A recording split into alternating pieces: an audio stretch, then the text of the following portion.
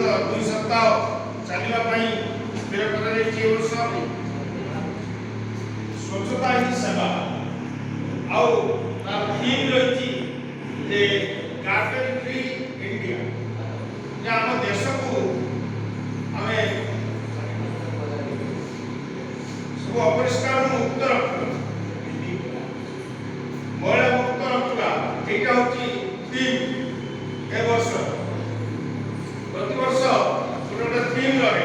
ଏ ବର୍ଷ ଥିମ୍ ରହିଛି garbage free India, ଭାରତକୁ ଆମେ ମୁକ୍ତ କରିବା।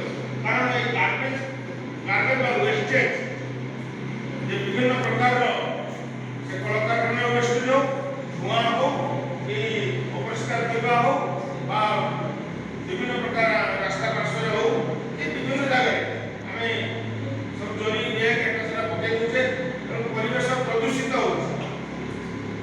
ଏଇ ଯେଉଁ ସ୍ୱଚ୍ଛତା ହିଁ ସେବା, ଏଇ ଯେଉଁ ୱାର୍ଡ ଗୁଡ଼ିକ ଶବ୍ଦ ଗୁଡ଼ିକ ପ୍ରଥମ କରି ଆମର ଭାରତର ଯେଉଁ ପ୍ରଧାନମନ୍ତ୍ରୀ ଯେ ନରେନ୍ଦ୍ର ମୋଦି ସେ ସେହି କଥାଟାକୁ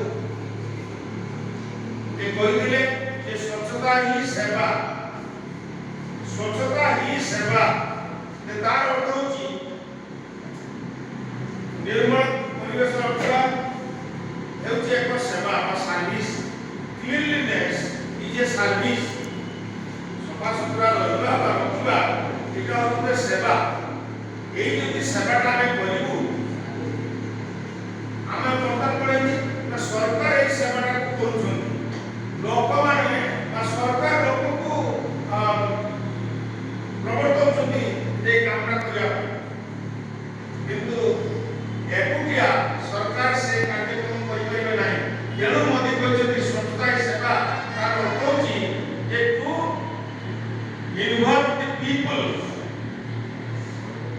to make